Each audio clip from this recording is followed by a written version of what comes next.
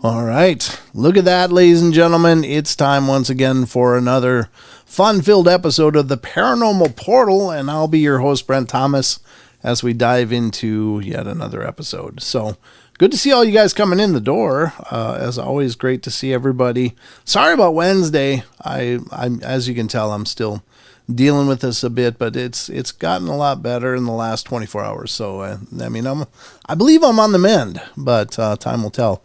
I haven't talked for 2 hours in several days, so we'll see how this goes, but I'll do my best to keep you guys wildly entertained as we roll through the night. But to make it a little easier on me, and of course, he's back once again, the big branch on my personal family tree, Mr. Sheldon Thomas. How you doing, buddy?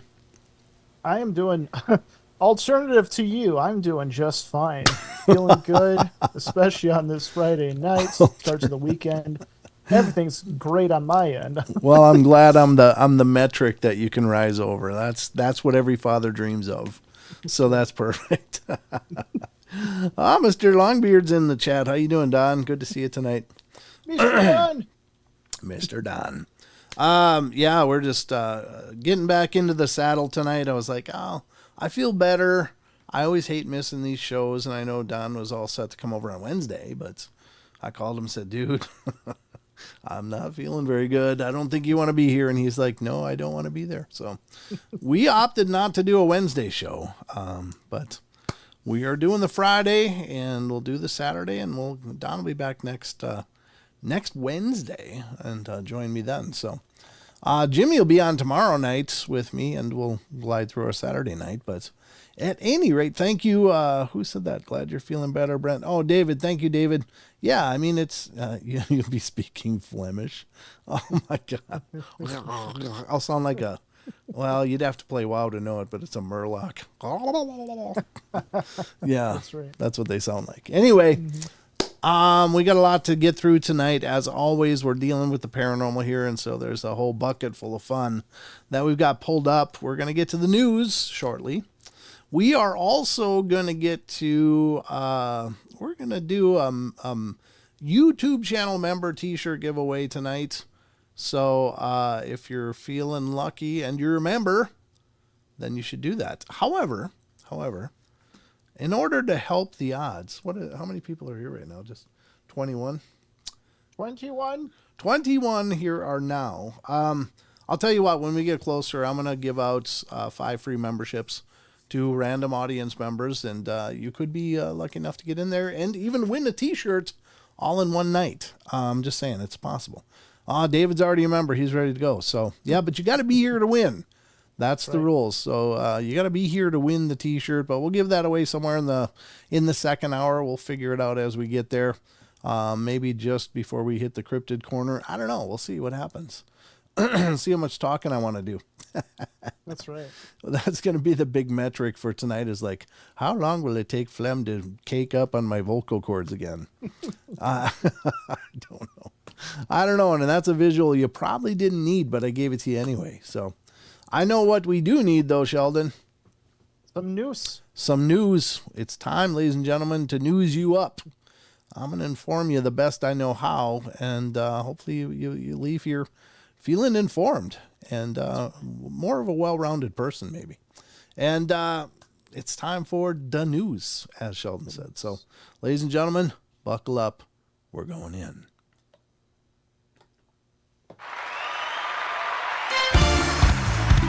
Grumpy Owl, woo! Became a member. Woo-hoo! Thank you, Grumpy Owl. The only news I trust, John. I'm with you, brother.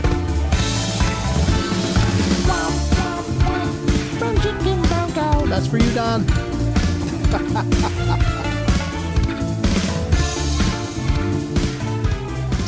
All right. Yeah, it's going to...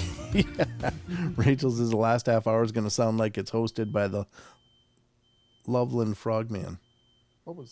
Oh. That's a fire alarm. Yep. Mrs. Portal must be cooking. Hold on. I'll be right back. Nope. It's off now. Okay. I think. Let me just do a quick text. Let's make sure the house Yeah. is not on fire. I don't want to abandon you and be like, hi guys. So how you doing? But it did quit. So I imagine, I know we got to clean our oven and that might be part of it.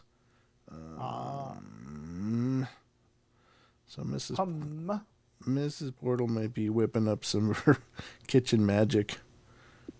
I'm just kidding. She's an amazing cook, unfortunately, which is why I have to battle with my weight all the time.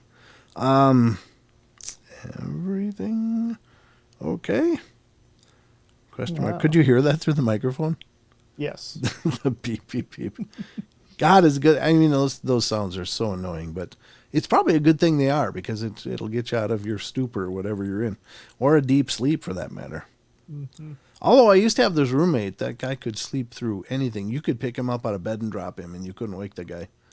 Not that I did that regularly to him, but I'm just saying he was a very sound sleeper, and I don't know how he did it because sometimes when I get deep sleep, I can be pretty oblivious to things too. But man, this guy was a whole different level. He had like 4 or 5 alarm clocks at different distances from his bed, and it was like, God, dude. Jeez. So, yeah, I don't know. I guess everything's okay. I'd hear screaming by now if something was wrong. Yeah. So I think we're okay. Hey, good to see you, Isaac. Great to see you. Great to see all of you guys. Yeah, again, we're going to be giving away a T-shirt in the second hour. Uh-oh. Did you hear that? Oh, it's starting. All right, I cleaned the pipes a little bit there. All right, so we're going to get to the news, ladies and gentlemen, and see what the hell's going on in the world. I pulled up a ton of stuff. I don't, obviously, we're not going to read through it all tonight. I'll polish it up the rest of it tomorrow. But here we go. Right off the bat, we're going to be heading to an amazing site, which if you're familiar with the Paranormal Portal News, you're familiar with this site because I love this site and it is a cornerstone for the Portal News. And this site that I'm talking about is called unexplained-mysteries.com. Ladies and gentlemen, all I can do is encourage you guys throughout the course of the show. Whenever we utilize sites like this, please visit them. Please give them traffic. Please go check them out because it really does keep their lights on. Your web traffic pulls up ads for these companies and helps to pay the bills. Because hosting a website, especially big sites like these, it costs a lot of money. So, you guys can certainly make that a little more manageable for the people doing it because a lot of times these companies or these people, I shouldn't even say companies, these people are doing it on their own blood, sweat, and tears. So help to support them. Let them know they're doing a great job and to encourage their continuation. All right, so the first article tonight in the news is coming from unexplained-mysteries.com, as I mentioned. And this is oil rig worker photographs 2 UFOs hovering off the coast of Tampico, Mexico. That looks... Well, look at that. It looks like an eyeball. That one looks like an eyeball. This one looks like the TR-3B kind of thing. The what many people or several people out there consider as a man-made UFO with the 3, engine ports. And they always glow in the dark and it's always this triangle form. But that's often referred to as a TR-3B. And so is that man-made and this is the real deal? I don't know. I almost said McDeal. I don't know why I went full McDonald's there, but anyway. All right, the worker photographed 2 objects, one disc-shaped and one triangular, that hovered in the sky for 10 minutes. Details of the encounter, which occurred back in October of 2023, were recently communicated to the press by an oil rig worker known only as Pat. That's pretty ambiguous. Who had acquired the photographs from a colleague stationed on a rig near Tampico. My contact said the UAP showed up as they were putting the oil rig's legs to the seabed, he said. One of the objects was disc-shaped and had an array of lights around the edge of its underside, while the other was seemingly triangular with a single bright light in each corner. Both objects hovered for around 10 minutes before zooming off in an instant. Wow. An interesting twist to the sighting is the fact that there have been rumors of an underwater extraterrestrial base in the general area of Tampico, known as Amupac, for decades. My oil rig came here recently, Pat said. It was after I discovered the local belief being so strong as regards aliens protecting them that I discussed with a guy who works as a liaison between our two rigs. Then he told me about the encounters, and then he sent me the images. Whether the images really show evidence of alien visitors, however, remains a matter of debate. But there they are. There's the two images, and I don't know, as much as you can glean from, these images, it looks like there's lights in the sky. One looks like a saucer, the other looks like a triangle. Could it be legit? Absolutely. Could be. Yeah. Could it be a hoax? Absolutely. And so it's kind of up to you, folks. Believe what you like. I don't know. There's no real backstory other than, hey, it's near Tampico where there's an alleged alien base, and this guy I know from a different rig took these pictures. The end. So I don't know. Maybe there's a lot of things going on there, and these are the two surviving photos of a lot of activity or whatever. But anyway, it's interesting. I don't want to say they're legitimate, but I don't want to say they're not either, because I just can't know. Not enough information for any serious inquiry, but there you have it. That's the first one up on the deck tonight. Up on deck. See what I did there, Sheldon? Oh, Thank you very much. Yep. Even with a cold, I'm this good. I'm just saying. Still sharp. Sharp. Yeah. Sharp as Play-Doh. All right, let's go to the next one while I still have a voice. That's right. All right, the next one up is also from unexplained-mysteries.com. Here you go. I tell you what, China is innovating new ideas all the time, ladies and gentlemen. And this is exciting, especially in terms of getting people to space. And I don't know about you, but I haven't seen this kind of ingenuity since the Wile E. Coyote was after the Roadrunner. But you'll see what I mean in a second, because apparently, ladies and gentlemen, according to unexplained-mysteries.com, China is attempting to build a giant railgun to fire astronauts into space. Yeah, they're going to put them in a big cannon and lob them up there, I guess is the plan. What the hell? Good luck, guys.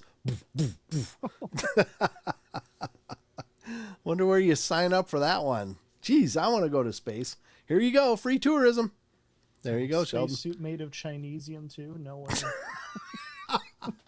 Spacesuit made out of Chinesium? What the hell is Chinesium? It's a term. Oh God, I didn't know you were unaware of this. It's a term online that's meant for like how cheaply China makes some of their own infrastructure. Chinesium. That is so degrading, though. It's horrible. I don't know. It's an online term. It's not like it's the same stuff in the gumball machines. Jesus. My bad. I don't. Chinesium. Oh my God, that's hilarious. I'm gonna probably have to do an apology video to China later. Hongji Kwang Kao, like John Cena did. Oh, that's right. He's like speaking fluent Mandarin. All of a sudden, it's like it's not meant to be degrading in that way. It's just. I've never heard that before. Chinesium. Got my new Chinesium phone. Oh no. Yeah, we're gonna go to hell probably. That's all right. We'll be in good company. I don't know, folks. You heard it here first. I didn't know about Chinese. They'll hit the firmament, Tommy says. Yeah. Just like Wile E. Coyote hitting that cave. That wasn't really a cave. Batman says I'm going to use that one. It's all yours. I love the internet. My God, there's so many creative people out there. It's like, oh my God. I'm going to be chuckling about that throughout the night. That's going to keep hitting me. It doesn't help I'm on all this cough medicine either. I'm just saying. But well, the loopiness will come out. That's true. Hey, Jason, good to see you. Yeah, exactly. Yep. Oh, Jason says hello to you too, Sheldon. Well, let's read about this rail gun that's apparently going to lob people up into space. It's like Halo in reverse, isn't it? Like where they used to lob people down to the planet on Halo game or whatever. Yeah, the ODSTs. Yeah, ODSTs, of course. Mm-hmm. Yeah, that's what I was thinking of. Orbital Drop Shock Troopers. Yeah, that's okay. I would know. I would remember that. Okay. All right. Anyway. All right. Let's focus on the news. Got a railgun launching people into space is the plan. Boy, that's just a bad idea. Yeah. All right. Launching a rocket into space takes a lot of energy, but what if it were possible to fire a spacecraft into space instead? Oh, so they're going to actually have them on a big ship and lob them up there. Yeah, that sounds like even more problems. All right, flying through space is one thing, but actually getting something into space in the first place is quite another. Overcoming the Earth's gravitational pull sufficiently to escape into orbit is a challenge that must be overcome before any prospective space mission can even begin. I got a drink. I'm just bone dry all of a sudden. Better. Today we use rockets to launch humans and cargo into the final frontier, but over the years, scientists have dabbled with all manner of alternative solutions to getting things into space. According to reports, China's space agency has recently been experimenting with one such alternative in the form of giant electromagnetic railgun capable of firing space vehicles into the heavens. Where are they going to test that? Where are you going to test that one? Send them to heaven in two ways. Not just one. Yeah, you send them to heaven, all right. Just the one they don't come back from. You can do the trip at least just once. Yeah. That's a success, I think, in their books. We said send him to heaven. He's in heaven. The gun works by accelerating the spacecraft along a lengthy electromagnetic track at speeds of up to Mach 1.6. Once it reaches the end of the track, the engines fire and propel it at high speeds into the sky. While such a system does still rely on some sort of rocket booster, it has the potential to significantly cut down on the amount of fuel needed for each launch. Where did they get this idea from? Six Flags? I mean, check out the Hulk coaster. Yeah, it's like the big rocker going up and down. Yeah, we could probably get to space that way. It could also enable much larger vehicles to be propelled into space than would normally be possible. It's an idea that has been explored before. Even NASA attempted to develop a similar launch system of its own a few years back, although it seemingly didn't come to fruition. If China does manage to perfect the method, though, it's likely other space agencies will be taking a much closer look at building their own versions of it. There you go. I don't know what to say, folks. When the G-forces, because like railguns are supposed to be like a lot faster than like bullets, obviously. So yeah, G-forces like pancake your brain into your skull. Yeah, it'd be like an insta stroke. But I don't think since they're only going to 1.6 Mach 1.6. I mean, that's faster than the speed of sound, which is probably a good head start to then hitting a booster and taking off into the cosmos or whatever. But yeah, I mean, I can understand the logic of it, but God, that sounds like a bad idea right on the front. I mean, just everything that could go wrong. It's like they hit the end of the track and their Chinesium rockets don't light up. It's like there's a guy trying to light the fuse. Oh my God. I'm just kidding. I don't know. I mean, that's a weird concept, though. But I've heard of stories of there being a possible space tether, basically something that's tethered to the Earth and would go into the into orbit, basically. And it would be like an elevator up and down or, however. And I can't imagine everything that could go wrong with that. So I don't know. I mean, I don't know. Very strange stuff. But anyway, What do you do? Okay. Well, that's that story. I bet you didn't know about that before tonight. You're welcome. Everybody learned about the term Chinesium as well. Yeah, I just think that's going to be a mental note to put into the show description. That's right. What is Chinesium? Tune in and find out. That'll be my show teaser, Sheldon. There you go. Yeah. Museum. That is so obnoxious. Oh my God. If you can't laugh, okay, what do you got though? You got to have a sense of humor. Mm-hmm. So if anybody out there is offended by that, this might not be a good show for you. I'm just saying. I'm just going to throw that out there because we do like to have fun and chuckle at ourselves as much as anything else. So don't worry. That's right. We're not being elitist asses or anything like that. We're just having a good time. So don't leave here with hurt feelings. No way. Life's too short. All right, let's go to the next one. And this is because, just for the sake of argument, my wife is Asian, so it's not like a racist thing. So Definitely not. can put that away if that's bouncing around your head somewhere. Obviously, I don't have trouble with Asians. Let's go to the next one. Unexplained-mysteries.com brings us the next and final news article tonight, I think. Maybe final. Maybe we'll do one more. We'll see. This one is UFO enthusiast recalls missing time experience in Scotland in 1993. And I like that unexplained-mysteries.com does this. They sometimes revisit historical reports of abductions and ET contact or, extraterrestrial events. And it's really, really cool because, I mean, honestly, I think that I'm decently versed on this stuff, but I've learned of a lot of things that I didn't know about just reading these. So this looks like one of them because I can't recall any story that matches this. So let's see what it says. It says David Payton believes that he had an otherworldly encounter while driving home one night over 30 years ago.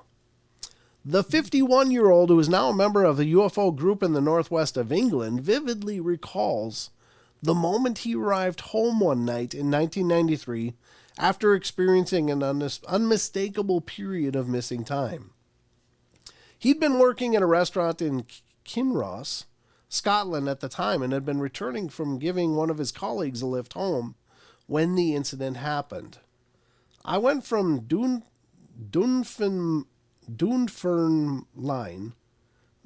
is that right? Dunfermline? Okay, to Kinross, which is about 10 miles down a relatively new stretch of road, he told the Oldham Times, and I did this route every single night. But just this one night, I came onto the road at exactly 11 p.m. I know because I looked at the time. Well, it normally took me a half hour to get home, certainly no longer than a half hour. I did that every night or at least 5 or 6 times a week, and I knew that road like the back of my hand. This one night I remember driving onto the road, but I don't remember coming off of it. I do not remember anything of that journey whatsoever, and I didn't get home until 4 a.m. Oof, that's a lot of missing time. Yeah. That's 5 hours, or, 4.5 anyway. Upon arriving home, he was perplexed to find his mother worried sick about where he'd been, despite having no recollection of anything actually happening to him. It was 4 a.m, and my mom asked, "Where have you been?" he recalled. Absolutely not a clue, genuinely, for the life of me. 3.5, 4 hours missing from my life. Peyton now believes that he may have been abducted by aliens that night. Why? I have no idea. Genuinely, no idea, he said. Well, you could try a regression hypnosis. I mean, that might open some ideas about what happened in that missing time. Mm-hmm. Could just be some kind of time vortex or, anomaly that does happen. I think there may be naturally occurring anomalies of that sort where people just kind of shoot through things and don't really realize it. So, and it could have been a time version of that. Just some time disappeared. Maybe he morphed through it. I don't know. Very cool, though. I had that happen one time when I was drunk. I bet. I remember drinking 20-year-old scotch, and the next thing I know, I'm waking up in the morning. I had some missing time going on, but I'm pretty sure I wasn't abducted. I was just way too inebriated. Yeah. Long time ago, but yeah. Story for another day, perhaps, folks. All right, that's that one. So what do you think? One more, Sheldon, or do you think get on with the rest of the show? I say one more. Let's hear about some more news, since we took up so much time talking about Chinesium. Still makes me crack up. Chinesium. It's so obnoxious. All right. I just never heard that before. I find that interesting. Very interesting. All right, here we go. Here's one more, and this one is one. Now, this is a topic we've covered before on the shows for years even. And this one is interesting because I think there's something to this. However, there was apparently an official investigation that was conducted on this, whereas the final results were no, there's nothing to see here, move along, of course. But what I'm talking about is a series of events that were kind of categorized the Havana syndrome. And what it was there were some diplomats over in Cuba who, when they were in certain rooms of their building, would really get violently sick, splitting headaches, violently sick. And they were just, and once they would leave a specific area they were in, they would feel fine. But if they came back into that room, boom, once again, the onset of these severe symptoms, just debilitating, crippling symptoms. And so the idea was that maybe they were being attacked by some form of directed energy weapon, like a microwave or something that was bombarding them and making them very ill, as if it was some kind of, I don't know, maybe some people that didn't like the U.S. government much and decided to openly attack them, or at least subversively attack them.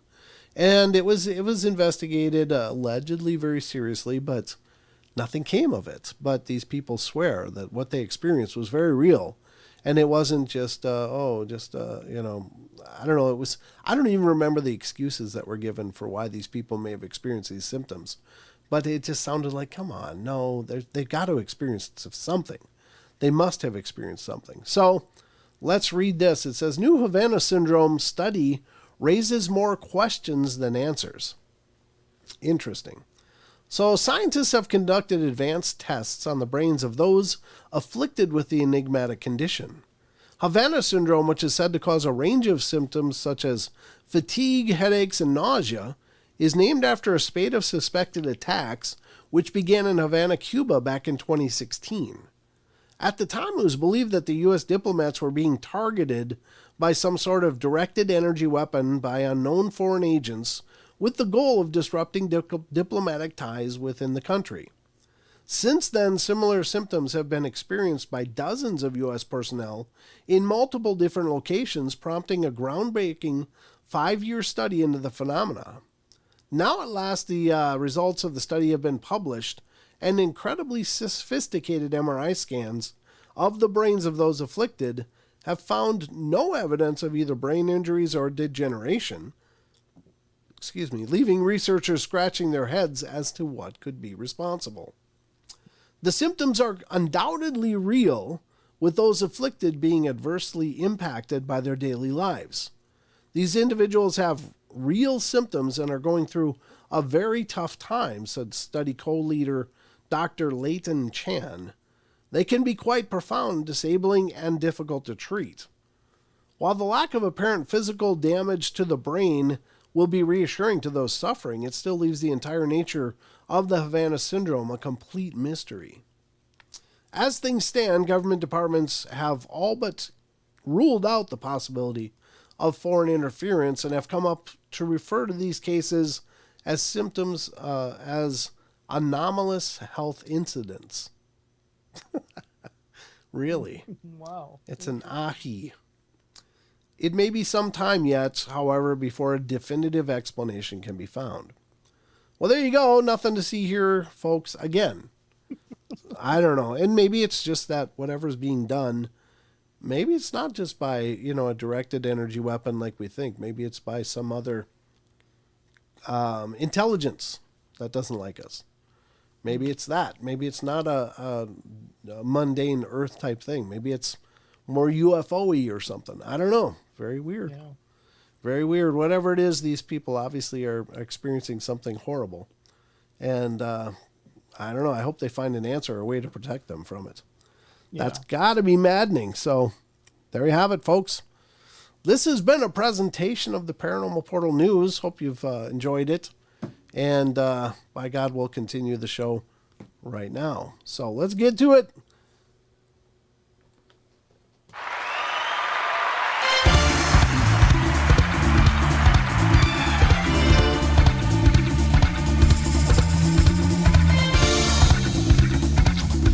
Happy birthday, Elaine, yesterday.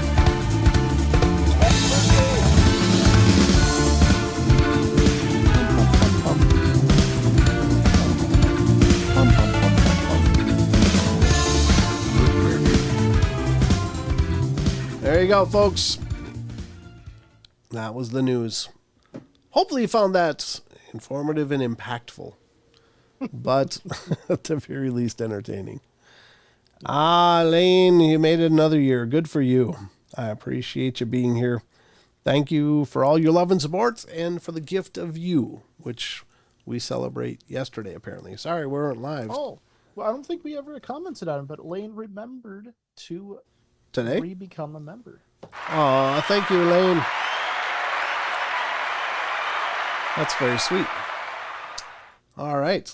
Well, we got a few more people in here. We're up to 42, Sheldon. Oh my gosh. Oh my gosh, you betcha, don't you know? Oh yeah. All right, so we're going to go on to something a little different than we usually do here on the shows. And this one's kind of ancient mysteries.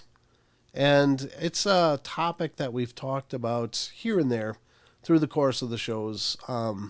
As it refers to, it seems to imply other phenomena at work here. But at any rate, I think we all can agree that our ancient forebears accomplished feats that they probably shouldn't have been able to.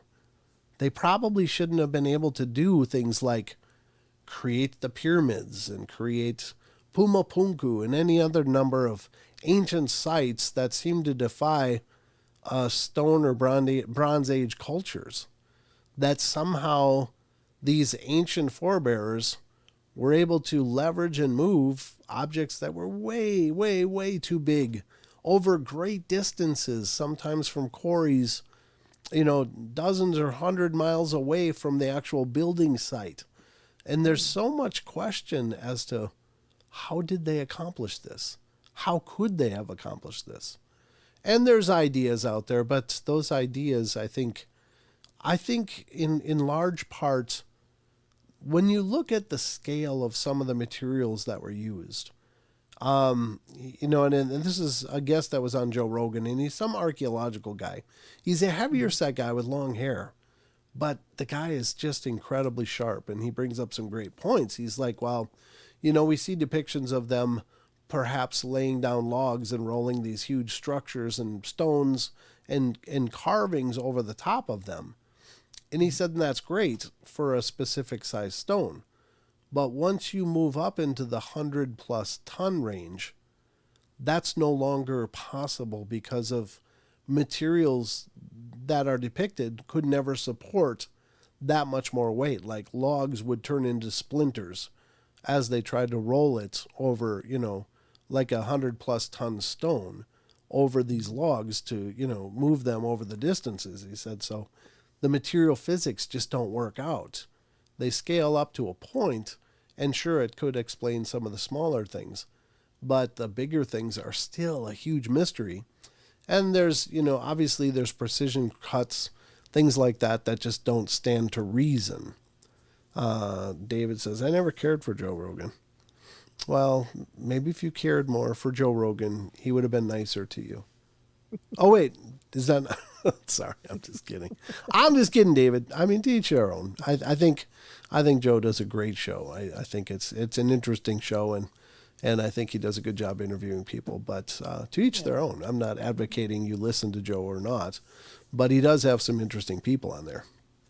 Yeah, very interesting discussions. Yeah. Yeah, exactly. But I think that it's no mystery in our realm of things that we don't have explanations for a lot of this, and a lot of the Sarah, I like his body. Okay, well, just put it out there, Sarah. Now's the time. Let's have an open sharing moment here. But I think it's an interesting idea that maybe they had help. Maybe they were more technically advanced than we give them credit for by a long shot. And there's a lot of correlations to that might bear at least some logic in the idea that they were way advanced or they had help that was way advanced. When you look at out of place artifacts and stuff like that, ooparts, those are very interesting and seem to defy the natural historical understanding that we have of the way time has developed. So, well, Rachel asks, what about water-soaked logs, or would they splinter, or oil-soaked logs? Now, just my thoughts. Okay, go ahead. Wouldn't they, because if you soak them enough, wouldn't they start to flatten? Well, yeah. Wood is porous, and so it would add volume and weight, but it wouldn't add density. It would just probably actually soften the wood more by getting it wet. Yeah. I don't think that would work in hardening it or making it more robust to handle a higher weight, because structurally oil and water wouldn't add any firmness. Now, if they were somehow resin soaked or something and absorbed and was allowed to dry and cure, maybe that would add a structural integrity, but it could also weaken it, because if it's not, I don't know.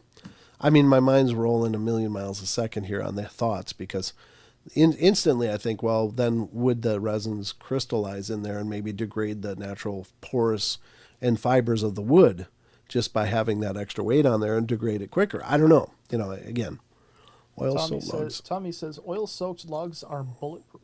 Is that right? Well, I'm learning something then. I had no idea. But maybe there's something to that. But is that a density, or is it because it adds more drag to the round and it can't penetrate both the oil and the wood, or does it actually add structurally? Does it structurally reinforce the wood? Is what I'm wondering. Yeah. That's the point. Because I know the best bullet stopper in the world outside of soil is water or liquid.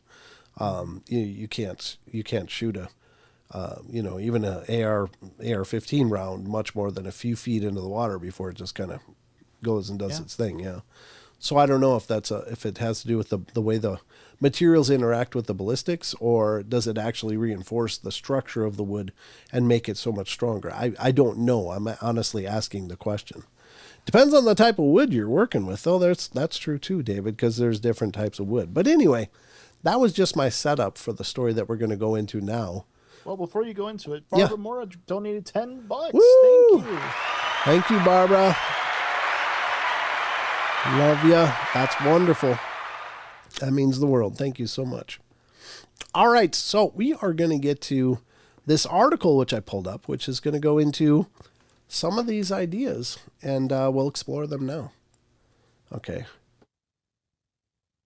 I had to mute for a second while I did gross stuff. All right. Here we excuse me. That was a surprise. Here we go from the site called Curiosmos, and we've covered things from this site before. Again, please visit it. I'm going to put the link to this article in the chats. If you guys want to check it out, please do, and visit the site. And then you can check out the thousands of other articles that they have there too. But it's a great site that has a lot of resources there. So let me do this. I'm going to put it over in Rumble now too. So there it is. Okay. So this is from there. Hold on. Let me do this. Okay, there we go. All right. This is the article right now is from curiosmos.com. And here you see some of these huge stones. And these are people for scale, to give you an idea of the size and scope of these huge, enormous stones. I don't know. But the title of the article is, "These are some of the heaviest stones moved by ancient builders." And I thought these would be cool to cover because maybe it'll give us some of the weights of these things. I'm just rudimentarily or arbitrarily grabbing numbers out of my head, but I could be absolutely wrong. But it says, my God. What? Are you reading? It's huge. Yeah, exactly. Archaeologists have found countless mind-boggling ancient structures, but none come close to the heaviest stones used in ancient site of Baalbek. Compared to them, the stones used in Giza look like small Lego blocks. How did the ancient civilizations build such grand structures? By the way, this is by Vladislav Chakharov, and it's from September 14th, 2020. And it's not a long article, but it says, how did the ancient civilizations build such grand structures? Oh, very cool, David. Thank you. Gifting some memberships. Congratulations, John. It's going to be a more robust t-shirt giveaway later. How did they transport them from hundreds of miles away? And more importantly, how did they lift them high in the air to build their temples and monuments? Thousands of years later, modern technology still does not have the capability of lifting such impossible weights. For example, let's consider modern building cranes. The usual cranes you see building sites around your city have a weight limit of 20 tons. Of course, more advanced cranes can lift up to 50 tons in weight, which are rare since modern buildings will rarely require such capabilities. Last but not least, few modern cranes can lift the magnifying 200 tons, but let me tell you how rare they are today. There are only 2 of those cranes in the United States in total. Knowing that, how could it be possible for the ancient builders to carry single stones with hundreds of tons of weight, sometimes even surpassing 1,000 tons? Good God. That's true. Impressive and respectful, Baalbek is one of the largest cult centers in the Roman Empire.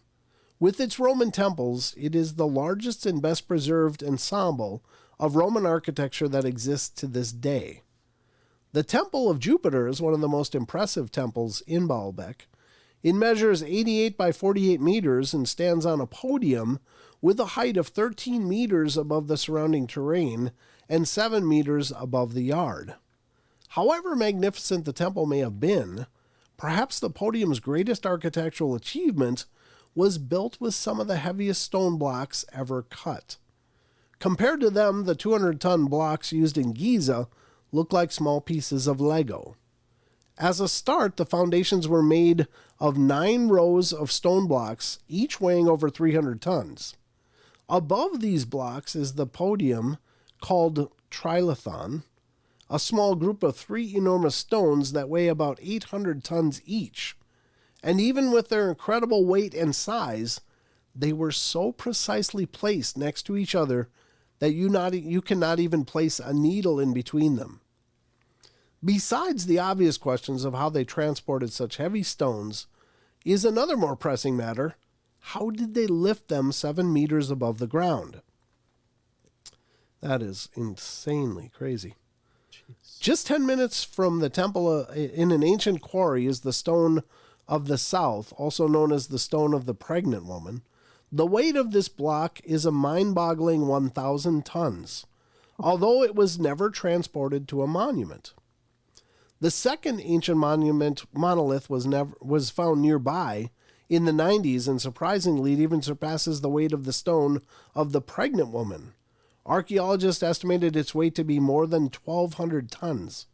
According to the archaeologists' theories, the 2 stones were left in the quarry because their quality was not high enough to be transported without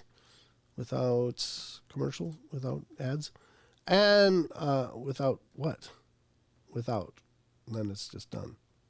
Okay.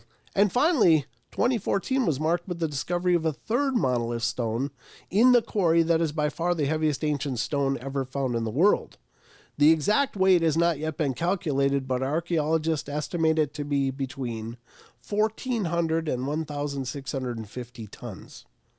Last but not least, we need to say a word or two about the temple's origin and the blocks used for its buildings, and some popular theories suggest that all grand monuments originated from the time of the Romans. However, research has led to the belief that the stones were carved thousands of years earlier by a lost ancient civilization. That's interesting. So could they have been already placed and yet just kind of abandoned or whatever, and then the Romans came in and just kind of finished a temple on top of it? That's actually nuts. They Right? did not take the stones because it's like, oh, we just can't get it over there. It's like, it's not high enough quality. It's like, what? Right. Yeah. That's the concern. Yeah, exactly. And a stone that big. But they just must have been, I think they were going to say without damaging it is why they didn't. Like they couldn't move it without damaging it because of the quality of the stone or whatever. But excellent article. Again, I'm not informed enough to say, yes, this is all absolutely factual and accurate. But if it is, it does raise a lot of questions. How did that happen? So, I don't know.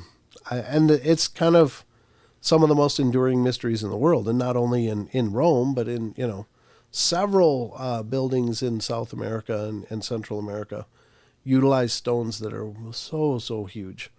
And the precision of the cuts is just mind-boggling, like a CNC precision. But they weren't supposed to have CNC. So how did they manage that? And now they're just, I've been seeing, I think it's from Gaia TV, but it might be from someone else. Someone's doing ads about these boreholes that are found in ancient granite, and they are absolutely perfect. Like there was a huge drilling into this ancient granite, and it's absolutely precise, seems to be absolutely geometrically correct, and not like it was just chiseled out. I mean, it was very, very, very uniform in the cuts. And I think many of the sites, even like I think the unfinished obelisk that's in the quarry in Egypt, I think there are on the underside of it. It looks like, and this is what the guy from Joe Rogan said, it looks like the stone was softened and they just scooped it out like ice cream. It looks like scooper marks where they just kind of scooped out some of the stone they weren't going to need in order to isolate this obelisk. It's just like, oh my God. Because underneath it looks like, like when you go into you got a gallon of ice cream and you start dragging out, your cones and whatever, you got that scooper and it leaves that, that circular trench. That's what it looks like on the underside of it. Like this stone is trenched out in that similar fashion. So people have theorized, did they know how to soften and reharden stone? And maybe. Feels like there's like some lost knowledge here. Yeah, exactly. And I think that's the wildly interesting part, because what did they know? Where would we be if we had that knowledge still? What would we be capable of today? Because, I mean, and essentially it seems like for whatever reason, and I can't even fathom the whys, but I think, there's legends of, the great floods in cultures around the world, the mud floods, the great floods. There's, so many quote unquote resets, the ice age, so many things that have happened that have just kind of wiped the maps, and then people have had to start over, and without that ancient knowledge or whatever. So what did they know?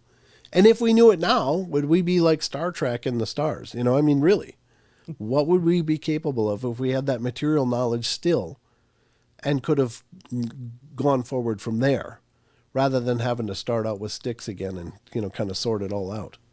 If only some library hadn't been destroyed. Yeah, well, the burning of Nero's burning of Rome and the Alexandria library. Yeah, that's a lot of ancient knowledge was lost, or at least parts of it were. There were other libraries that didn't burn, but that was supposed to be the repository of all knowledge. So Audio had a kind of a question people are calling out. So Audio said, I want to call in one of these nights, tell you guys about what happened. I gave Brett my number when I was on my trip. I mean, I hadn't told anyone yet. Oh yeah, unfortunately we don't have the ability to have call-ins. What the hell happened? I don't know what happened. What? My Restream chat just died. Oh, that's weird. Looks in order. Okay, well that's good. My chats are now dead, but hold on.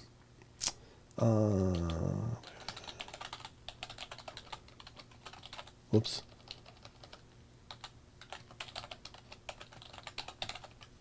I hope this is right. I don't ever remember my passwords. I know, it's so stupid. All right, let's see. Oh, come on. It's going to give me a CAPTCHA. Where's the bicycle? God, it's so dumb. Yeah. I mean, it's like, really? There's that many bots out there? Oh, just give me 2 of them. What the hell? Sorry, Well, I'll guys. tell you what. If you go to this website, paranormalportal.net, you can actually set up a time that works for you, that you can like schedule an actual interview. If you do want to talk about these things, unless you wanted to talk about them specifically on the show, we do have a problem with securing a phone line for the show, though. That is the only issue. Like it's working. Looks like it's working. Is it working? Oh no. Oh no. What's wrong? I don't know. Gotta research this. I don't know what's going on, dude. It's like I re-authenticated, but it's not. Paranormal Portal ain't complete without some technical issues. So there we go. There's our technical issue for this show. God dang it. Log in.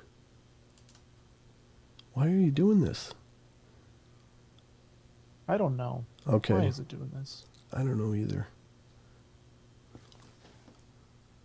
Okay. Well, looks like we might be still there. Let's see. Is this thing on? Oh. Okay, Yep. there's the others. Okay. You saw that pop up? Is this thing on? Yep. Oh. Oh yeah. Okay. All right. Well, it's not giving me the check marks like it uploaded everywhere, but that's fine. As long as it's working. All right. And it doesn't look like it's refreshing as fast as the chat on screen. Let me close this and relaunch it. Hold on. Let's do this. Doc. I mean, it looks fine. Okay. Boom. Yes, we're here. Yep. Okay. Is this thing on? There we go. Okay. Yeah, I got Lewis's message up there. Okay. I had a Bigfoot encounter today. Well, smell and sensing being watched. Yeah. That's interesting, Lewis.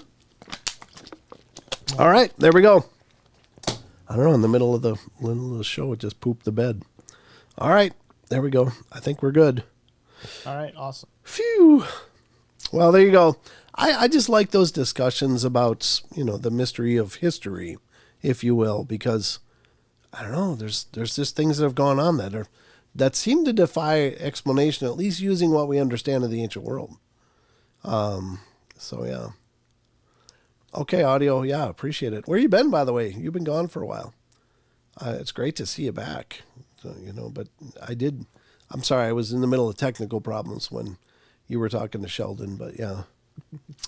But yeah, we'll definitely explore it. Princess Lion, that's a new name. Welcome, Princess. Princess Lion, I don't recognize that name unless it's a rebrand. If you do used to have an old name, then welcome back. But if you're brand new, thanks for coming in and checking it out. I like that picture. I actually looked in the picture. The Princess Lion? Yeah, that is cool. That's cute. That's adorable. All right, so how are we doing for time? I think what I need to do, folks, and I don't usually do this anymore, but I kind of need to take a break and go blow my nose really good and use the loo because I've been drinking a lot of ginger tea with honey. And this seems to be helping a lot. But can you give me just a couple minutes? I apologize for adding a break in here because I try not to, but I'm also running on fumes in a large way. So I'll be right back. Don't go away. We'll be right back. Right, Sheldon? That's right. All right. Here you go. For your visual and musical musings, I'll give you some of my music along with the video I threw together. You're welcome.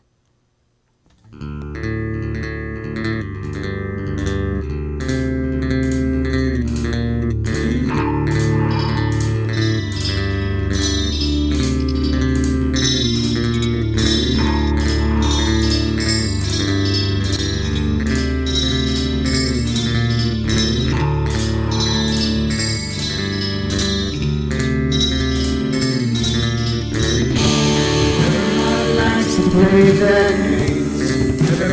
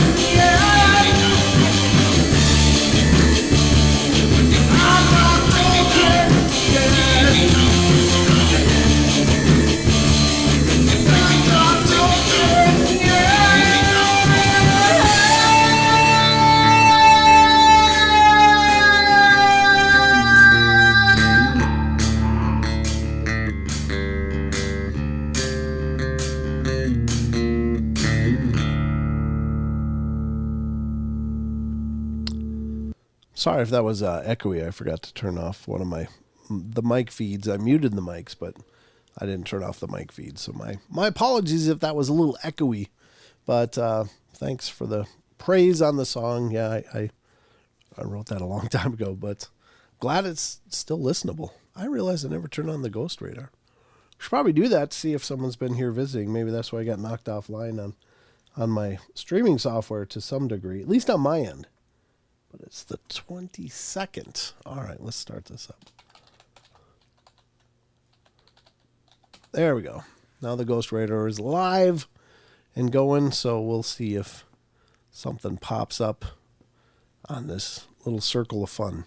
Or if it generates any words that are interesting. Maybe that's why it knocked me off. It's like, hey, you forgot to turn this on. I cannot communicate. So Sheldon did go missing, but I'm sure he'll be right back. Did you notice that on the screen? Below Sheldon's frame is the old man's face peeking out. That was totally unintentional. That's actually, if I were to move this. Whoops, wrong one. Don't do that. Whatever I just did.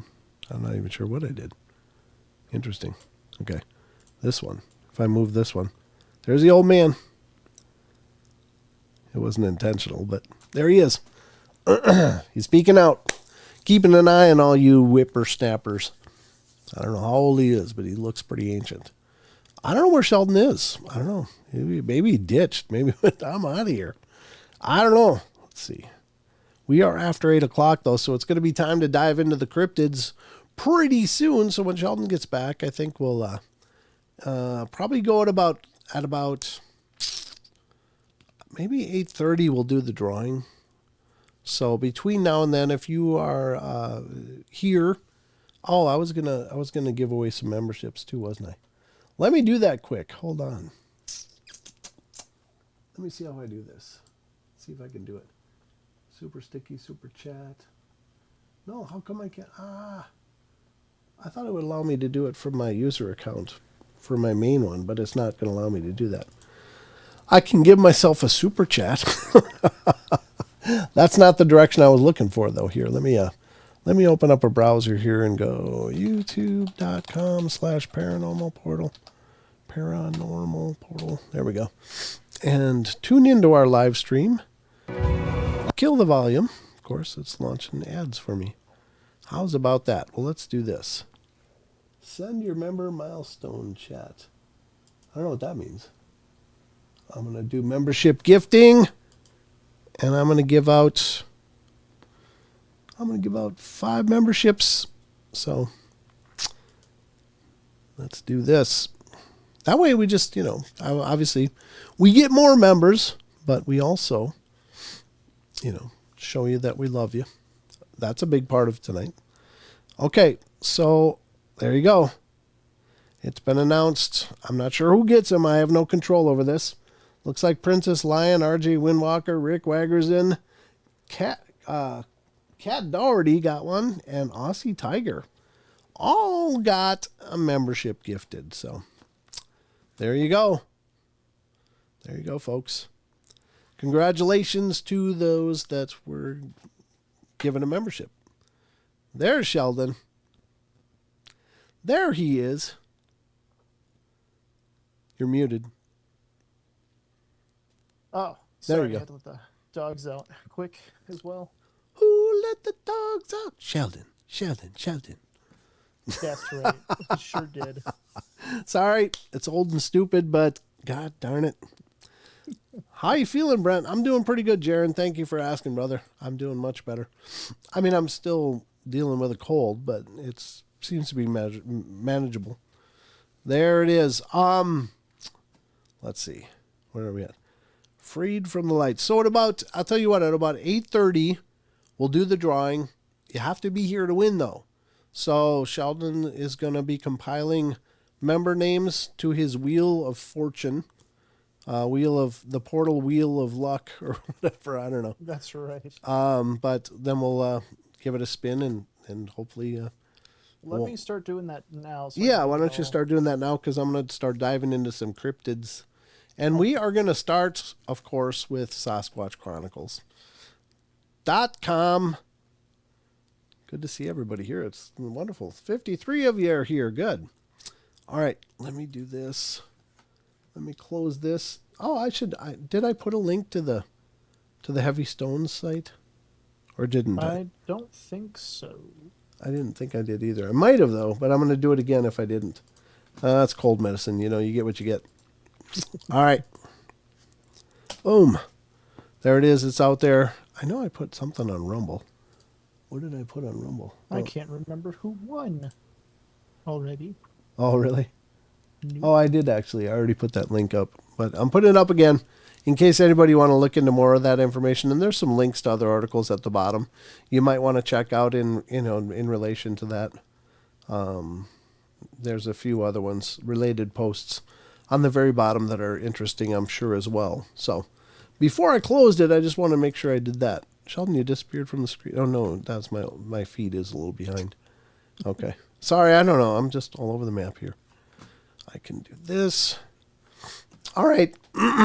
Yeah, I'm getting puberty as we speak. Second puberty. My second one. One wasn't enough, folks. God only knows what'll change this time. Huh? Second puberty is just called midlife crisis. Yeah, but usually it comes with a new sports car. I haven't got that yet. Oh, no. Yeah. I'm waiting until that part of my midlife crisis puberty kicks in. True. I loved having a sports car back in the day. All right. There's a couple articles I want to get to first. There's one that I want to get to first. This one's kind of interesting. And I love the work that Kelly Shaw and his wife do on RMSO. It's rmsobigfoot.blogspot.com. They do a great job because Kelly really gets out there and looks at the locations where things happen. He does a lot of traveling around, and I don't know Kelly personally. I know mutual acquaintances of his, but I've never talked to Kelly. But I've learned a lot from his site through the years, because I was looking at RMSO Bigfoot long before I had a Paranormal Portal and checking out his YouTube channel and stuff. And I really appreciated all that they'd done. And a lot of times he will deal with historical accounts and go to those locations and just kind of show you the areas that they may have happened in, as well as he does research and is pretty active in the community. I know he worked with Les Stroud on his Survivor Man Bigfoot series as well. And so that's a pretty cool thing, as did Todd Standing. And I think this is a neat one. This one is historic. And this article is from the 2nd of November of 2022. And let's get to that. This is RMSO, Rocky Mountain Sasquatch Organization. This is the RMSO, bigfoot.blogspot.com. And you should check out this site because Kelly's got a whole ton of links, and he's worked hard on this site for years and years. So this one is historic muddy Bigfoot track on a discarded mattress. And here's the image. It'll be coming up on your screen. This is apparently from Cliff Barrickman. Okay, so Cliff obviously is very involved in dealing with trackways and casting of prints, and he's somewhat if there is experts, there's Dr. Jeff Meldrum, I suppose, is probably the premier expert on Bigfoot casts and trackways and prints, but I would say Cliff is right up there because even though he's more of a layman, he's done incredible work, and he's a really cool guy on top of that, very interesting and very personable. But, of course, if you're not familiar with Cliff Barrickman, he's from Finding Bigfoot. He's one of the original alumni there, and he is also a part of a blog or a podcast called Bigfoot and Beyond with Cliff and Bobo, where he and Bobo from Finding Bigfoot have this talk show. Excuse me.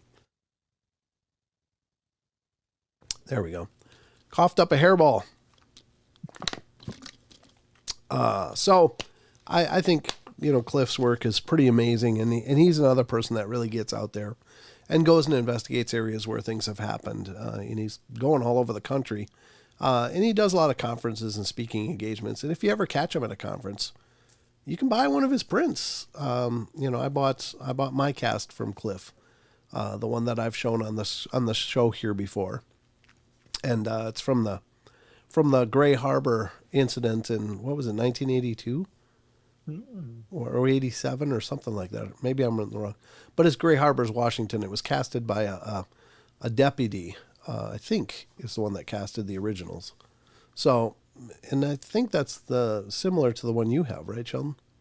I think so. Gray Harbor, Washington.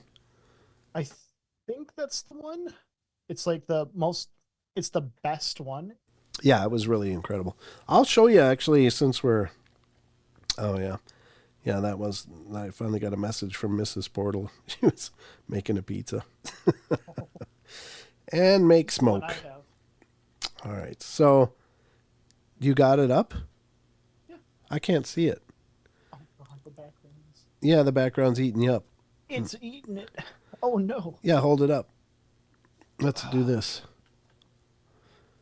Let me get rid of my background for a second. Oh, no, it's fine. Just hold it up in front of your face so you can see the size of it. Oh, you disappeared again. It thinks it's part of the background. Yeah, it does, doesn't it? It does. Yeah, if you keep moving it. Keep moving it, though. Yeah, just do that. Yeah. There you go. Look at the size of your head, and it's so much smaller than that foot. And you got a big head, so. Yeah, I have a giant head. Yeah, so there you go, folks. That's the Gray Harbor I got this Sprint. one from Dr. Jeff Meldrum, though. Yeah, but, he and Cliff both have part of that trackway, so. Yep. Yeah. Very cool. Beautiful print. Best one. All right, so let's read about this. Oh, look at that. There's another image of it. I mean, that's a hell of a capture, because I bet you it looks like you can even possibly make out dermal ridges on those toes, which is really powerful. It says, at one time, this photo and backstory was posted on cliffbarrickman.com website. For some reason, the article is no longer there. It has been made unlisted or private. Here's the last known details written about this Bigfoot tracks so far. This saga started when I checked my email in the morning of February 16th, 2018, while in Nebraska for the 2018 Nebraska Bigfoot Conference. An email written at 11:08 p.m. the night before had the subject heading of Tracks Found Today. Well, I opened the email and found that a friend of the email's author had located and photographed footprints of an old discarded futon mattress on a pull-out along Oregon Route 36. Exasperated, I thought to myself, why do all the really cool things happen when I'm out of town? Wow. Oh my God. Almost sneezed. I'm still maxed out on the screen. Yeah.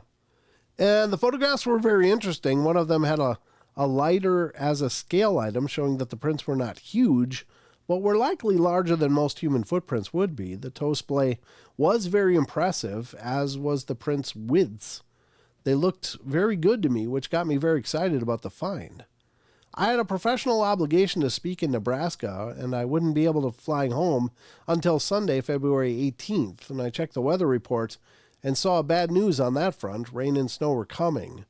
I started making phone calls. My first call was to one of the best Bigfooters I know, and one of my favorite people in general who lives in the general area, Chris Minier. Chris was the man who spent that rainy night with me back in 2012 casting the London tracks at Cottage Grove Reservoir.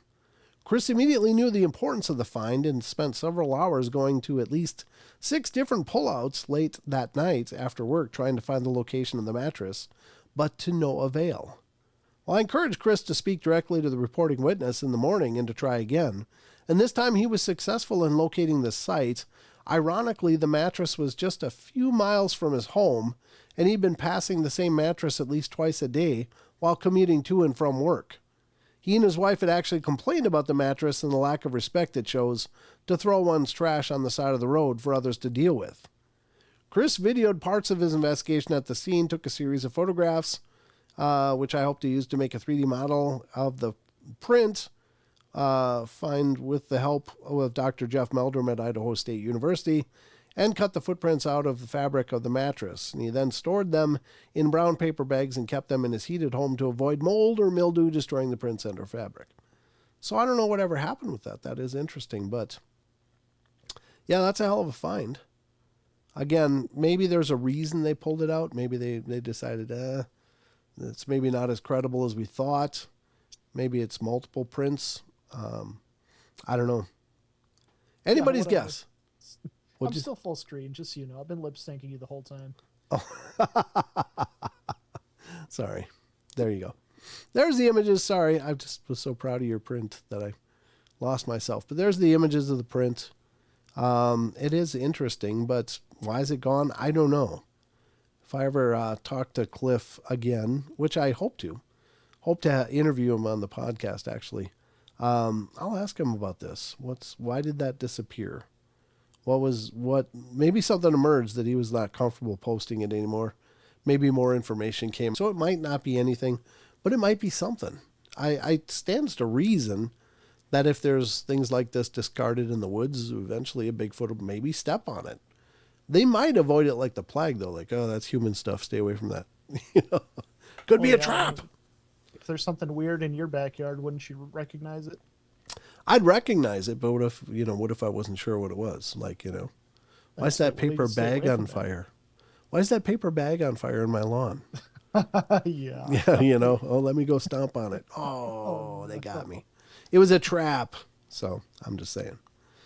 Good suggestion to dub him. Yeah, Rachel. Rachel did that? Oh, nice. Shroud of Turin. Yeah, that's another great fabric evidence. OPR8R357. Nice to see you. Thanks for coming in and checking out the show. You are an evil influence, Rachel, but we love you anyway.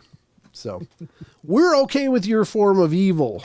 I can't say that for everybody. Whoa. True.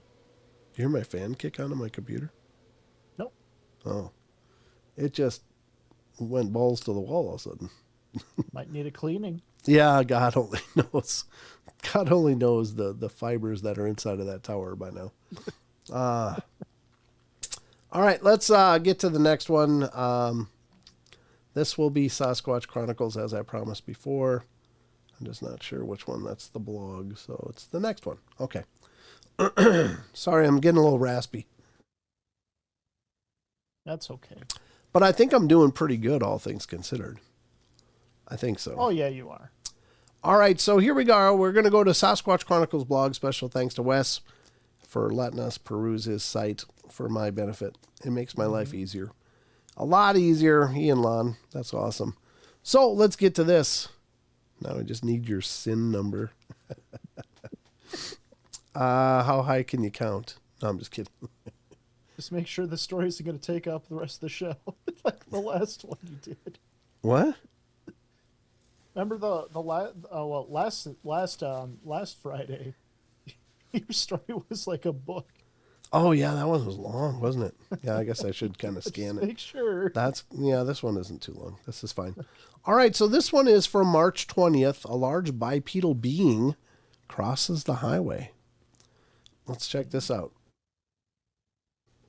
A listener writes, I never anticipated on emailing you, but when I was 12 years old, my mom would drive my siblings and myself from Colorado to Arizona to spend our summer break with my father's side of the family.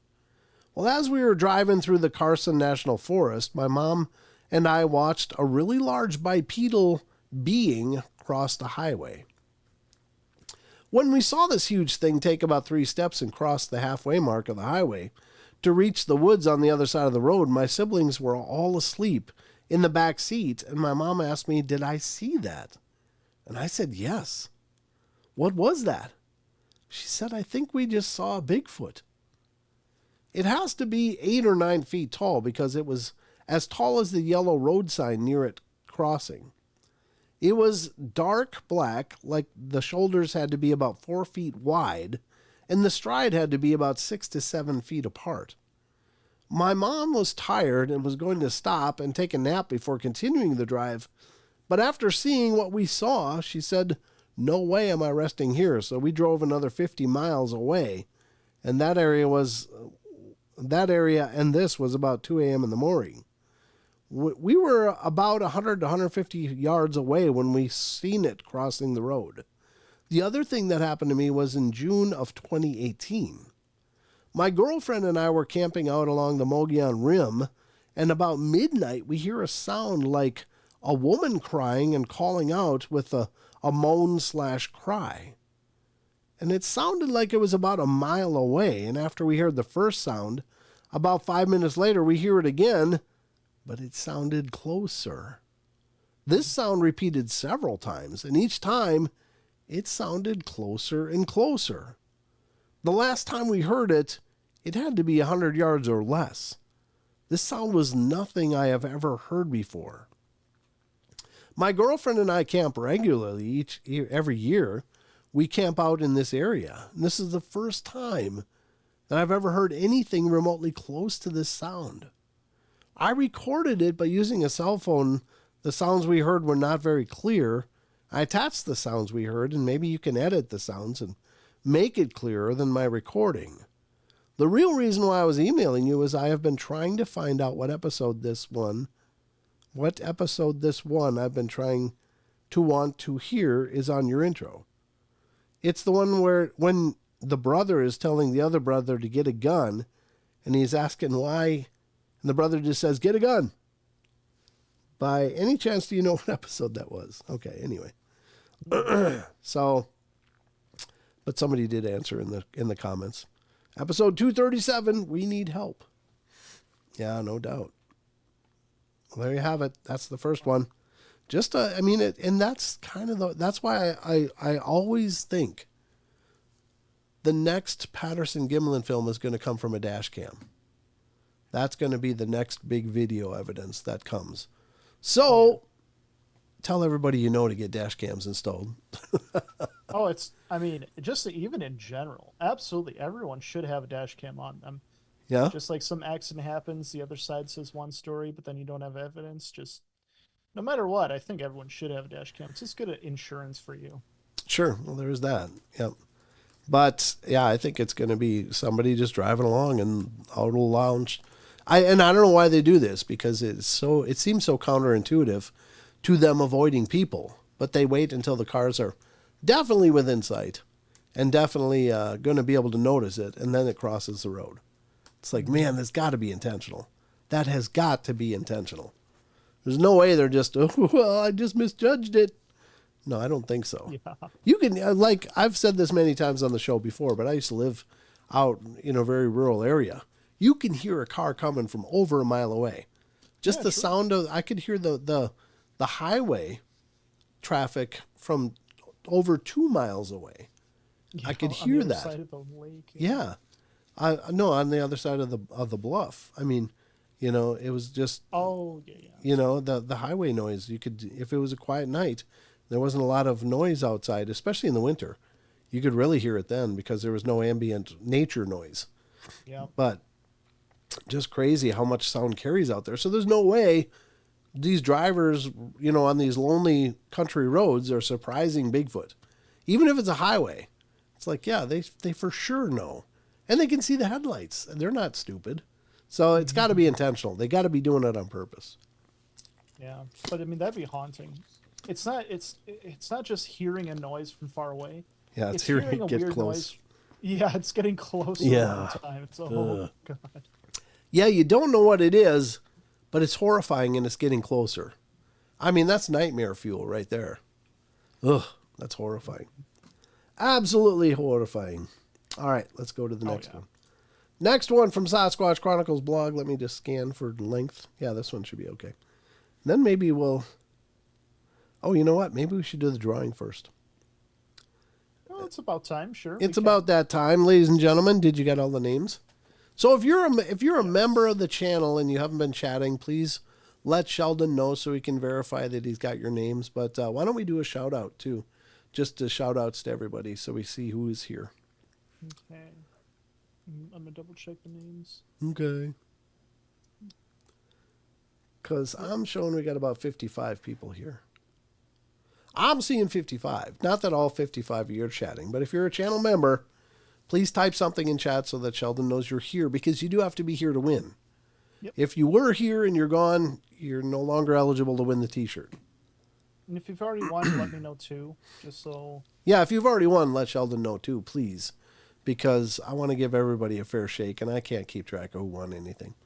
I could if I went back and did the work, but I'm trying not to do that because I got enough work to deal with. John Stevenson, I got you. Okay, do you want me to do the shout outs and you just keep watching for members or what? Yes. Okay, I'm going to do the shout outs, ladies and gentlemen. Where did it go? Oh, it was supposed to, yeah, that'll work. All right. I don't want to do it that way. Let me do it this way. Hold on, I got to pop this out. I got you. There we go.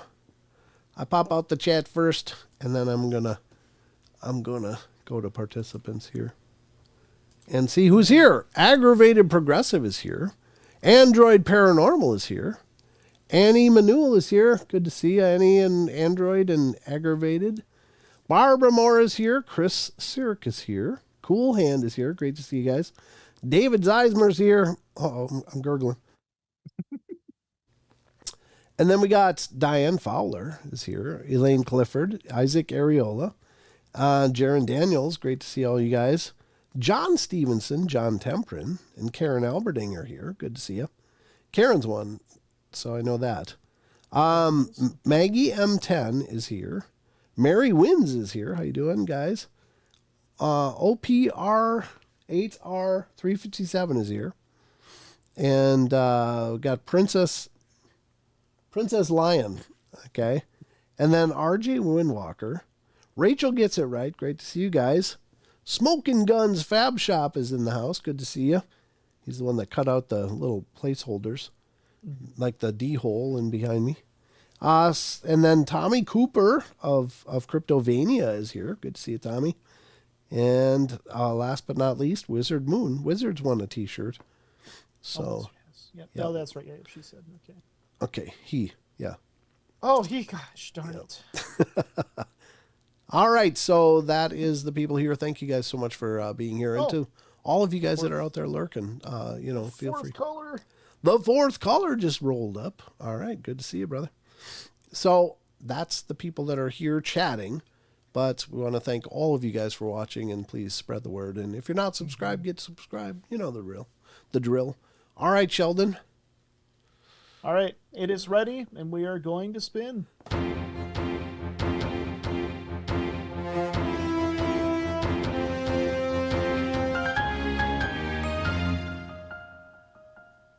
And the fourth caller wins. The fourth caller pulled it off. Just snuck in the door in time. Woo! No kidding. Congratulations, fourth caller. You're now the proud future owner of a Paranormal Portal shirt. Well, congratulations is all I can say. Yes. I had mine on just yesterday or the day before. Uh-huh. Yep. I like them. They're nice. They're nice shirts. Yeah. No way. Yes way. Way. So fourth caller, I need you to reach out to me if you can just do it either on Discord or through email. Give me your size and where to send it to and who to send it to. That's right. Because, sometimes they're more specific. They don't take chat names. So whatever information you give me, obviously, will remain confidential. But, I got to know where to send it. So there you go. Hi, Jess. Good to see you. Jess just popped in. Jaren's here from Supernatural Station podcast. Good to see you, brother. Good to see you. We hang out with Jaren and Roman, his brother, when we go down to Vernal, Utah. So if you go this year, Sheldon, you can meet Jaren and Roman as well. I shall meet them then. They're great guys. All right. Good friends. Yeah, actually. Okay. So that was the giveaway. Good. That went well. That went very well. It's very seamless when you're here to help me. Do you see? I do my best. I know. It's wonderful. I just don't know how to do everything. If it was just me loading names into a chat or a wheel to spin, it's digital, but, it's pretty random. So we don't know who's going to win and who's not. Let's see. Where was I? I was going through articles. That's right. But congratulations, fourth caller. You've been with us for a long time, and by God, you've earned it. David, do you mean shirt? What? David asks, how would I get, I'm guessing, a shirt? I would love to get one and post it on your Facebook page. Oh, yeah, for sure. David, if you check out the show description, there's a link to our Teespring site, And it's the shirts that we give away are the logo collection, but we have a whole variety of other things that you can buy, if you want. Far be it from me to suggest what you want to wear, or coffee mug or whatever. Oh my God. I was gonna put the link in the link is way too long. Well, there's an abridged version of it now, and I should probably recopy that. So hold on. It's spring. Oh, there it is. Head over to this website. Oh, it's going into the long version. Okay. Did you get the paranormal-portal.creator or .creator-spring.com? Oh, Maggie got it. Okay, thank you, Maggie, for posting How'd that. you do that, Maggie? How'd you get the Maggie, and this our chat community is pretty amazing. Yeah, they are. That's all I'm gonna say. So yeah, I mean it's there. It works. But yeah, it's the logo collection that I do the giveaways of. So if you see the logo collection T-shirts, that's what people are winning. So that's always an option. Okay. All right. Now let's get to the next article, and this is a response that was too close. And this is a Minnesota story, Sheldon. Ooh. Just saying. I like that. You like that? Well, yes. This is your home turf. It's Brainerd, but it's from March 17th, a response that was too close. A listener writes, I live near Brainerd, Minnesota. When my kids were young, we spent a lot of time camping in Itasca State Park in Minnesota, where the Mississippi River begins.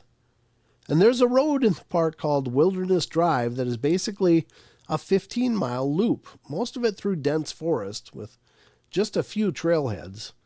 We would drive that after dark to see what forest animals we might see. And one time we had the idea to wood knock at a trailhead, hoping for a response. Oh, they went looking for it. A lot of these stories are, hey, we were just camping, minding our own business, and boom, there it was. But these people are wood knocking, so they knew what they were doing. It was Tuesday night around 11 p.m. in mid-July 2008. Very dark, completely calm, and there wasn't a single car at any trailhead. Our SOP was to turn off the headlights. Is that standard operating procedure? Well, probably. Was to turn off the headlights before we got to the trailhead and then be very quiet for 5 to 10 minutes to let the forest forget we were there. Well, anyway, we stopped at the Bull Hall trailhead, where I proceeded to wood knock with a good piece of firewood. In the silence, it was extremely loud, and the sound carried a long way. After the third time, very much to our surprise, we got a distant response. You could hear very clearly someone knocking very loudly in reply. It came from the due east, and I would guess around a quarter of a mile away. I would knock 3 to 5 times and pause for maybe 10 to 15 seconds and then repeat. Oh, hello. Yeah, someone visited. And then repeats. After a couple minutes, I knocked again. It continued to knock without changing the pattern or changing locations, but then we heard a second knock coming from much further away, from the south to southeast. It knocked in the exact pattern as the first one, which continued to knock. And we listened for quite a while and they didn't stop, at which point we got a little creeped out and left. When we got to our campsite, which was maybe 1 to 1.5 miles east, but a 10-minute drive, we could still hear the second one knocking, which was insane. I can't say for certain, but it wasn't people doing the knocking. But here is why that is extremely improbable. It was a Tuesday night with not many people in the park and no cars at the trailhead. The knocks were coming from places where there are no people, and finally, who would sit deep in the woods and 2 locations on a Tuesday night waiting to hear knocks to reply to, and then bang on trees with much power for 20 minutes or more? There would be no reason to continue knocking like that. In fact, it'd be exhausting. A week later, we returned, and this time my sister was with, and we went to the same spot at the same time. Again, it was pitch black and dead calm. I knocked 3 or 4 times, and this time with no response. I did it once more, and immediately after we heard one very loud single knock in response. It was very near, I guess 20 to 30 yards. We stayed still and listening, not hearing anything else.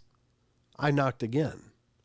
A few seconds after that, things went from silence to basically a wall of sound. Right next to us, I'd say 10 feet or less, branches started breaking and the trees or large bushes started shaking along with an incredibly loud grunting.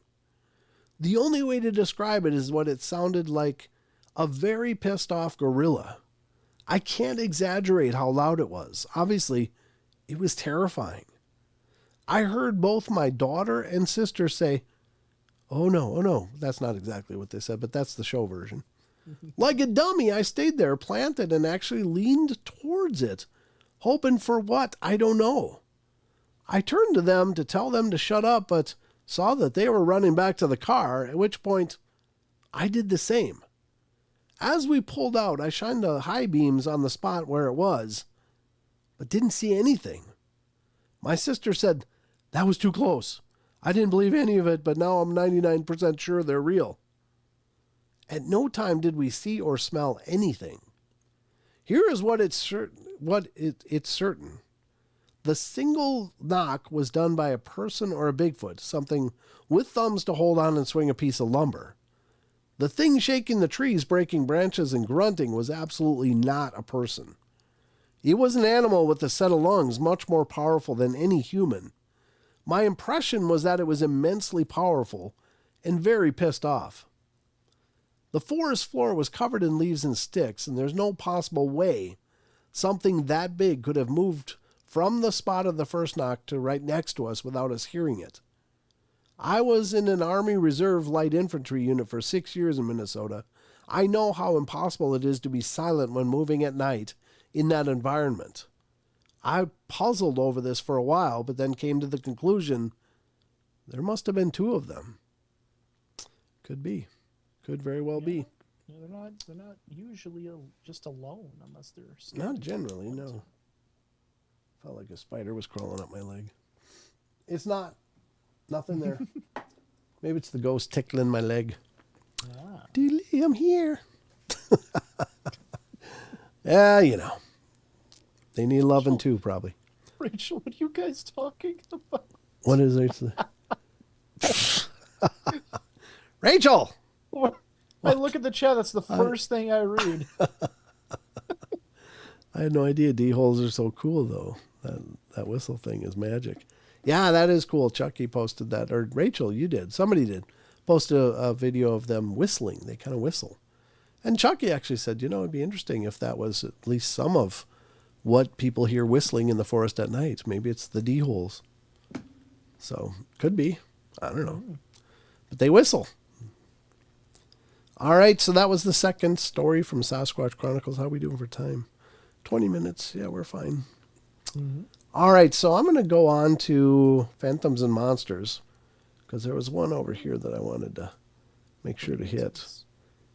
Here's the hairy man one, more Bigfoot ones. I'll save those for tomorrow. Goat-headed humanoid is interesting. But I wanted to get to this one. This is one.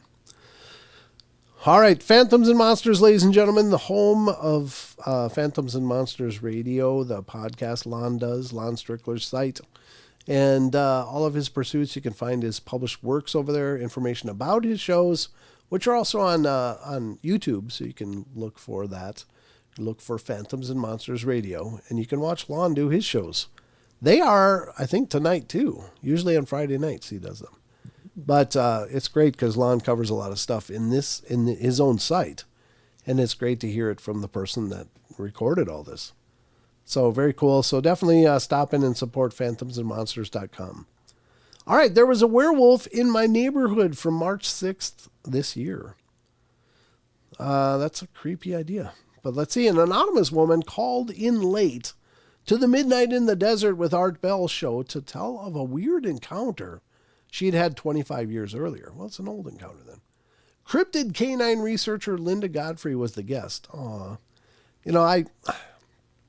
I had the genuine pleasure of knowing and interviewing Linda a few times on the shows. And they still are my favorite shows. I loved talking to Linda.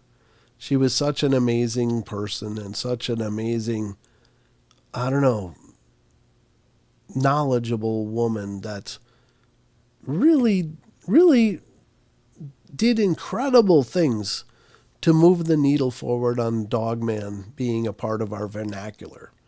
She was probably one of the key figures in pushing that out to the world at large. What is this Dogman phenomenon? Well, it was the Beast of Bray Road, kind of broke it all open.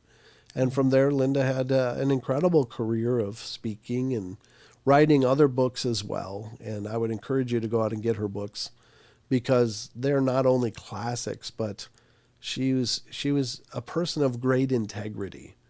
And she wrote incredibly well, and it's very, very, very well written, and yet written so that you don't need a college degree to read it. Some things are written, just to show how big somebody's vocabulary is.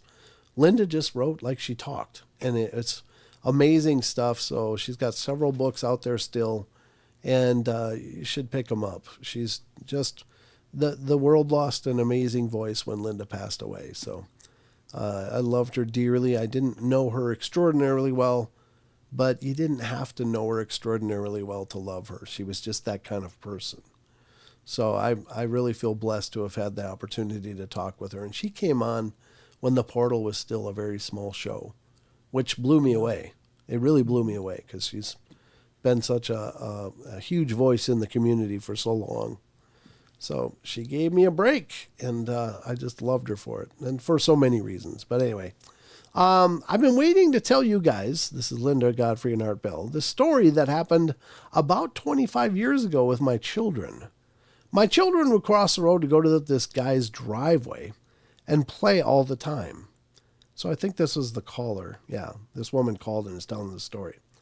And play all the time. Well, one evening they went running into the house and they said, "Mom, we heard a werewolf." I thought, well, now they heard this weird dog. I went back outside and I could hear it too. And it wasn't like a regular dog. It was very, very odd. Well, I didn't know what to think about it. And I was a typical housewife, cooking and taking care of the stuff. And so I went back in the house, and it was just when the sun was going down when this happened. And I lived in a kind of a woods area, but this guy, like I said, had big, long concrete driveway that my kids would play on. Well, that evening, and I want you to know, God will strike me dead. It's the truth. We had a big picture window in the house, and that guy was a doctor that lived up on this hill, and he would come home late in the night. Well, I heard a strange sound, and I went to that picture window and looked out into my yard. I could see the car lights and him coming up the road, and right there, I always thought it was a joke. Werewolves were a joke. And I saw this thing that had a huge back, and when it turned its head around, it had a snout at least 1.5 feet long on it. Its body was huge. I had never seen anything like this. When you mentioned about UFOs, Linda Godfrey earlier talked about a werewolf encounter involving a UFO. There were some weird lights that we had just seen just before I saw this. It scared me so bad that I ran into the back room and locked the door. Art asked to describe the sound. Well, sort of like a weird dog screaming, sort of like that. I'm not really sure exactly how to describe it. And Linda asked how the doctor was involved, and it was just outside when he came in. He came home late in the evening because he was like an emergency room doctor, and he worked late and had been staying up a little bit after. I guess this was close to midnight, maybe around that time, and I never expected anything. I just thought, here he came, but just the way the car drove in, the way the lights came into my yard, I did not see any hands or arms, but I did see it move its body, and it had huge shoulders. I had never seen anything like that in my life. It had to be at least 6 feet tall, maybe. But its back was so large when it turned its head. Now, I want you to know that I thought all this stuff was a joke, and I never believed in anything like werewolves because I grew up. I'm an older lady, and I watched all those horror films years ago. I thought all this stuff was a joke, but then when I saw that freaked me out so much. So, very cool. It's more of an incidental thing. They heard the weird screaming sounds, had seen some strange lights earlier, and then next thing you know, there's a werewolf in the yard. That's got to be a horrifying feeling. The things I want to know, I wish I could know, is like more of the little details about them. Yeah. How long would you say their fur was? How big were their teeth? Do they have these shorter kind of claws, or are they like the long kind of claws? You know, just like stuff like that. I'm so fascinated by with Dogman. Well, the descriptions that I've heard, and I've heard varied descriptions through the years, but oftentimes they have behind their head, and they got a very canine head, almost like a German Shepherd style of head. The snout being that long, I don't know. That's pretty incredibly long. Usually they're not that big. But a lot of people report that they almost have what looks like a lion's mane kind of bunching of hair right off their head and tapers down their back, and so they seem to be very robust in hair from the head to the shoulders down the back.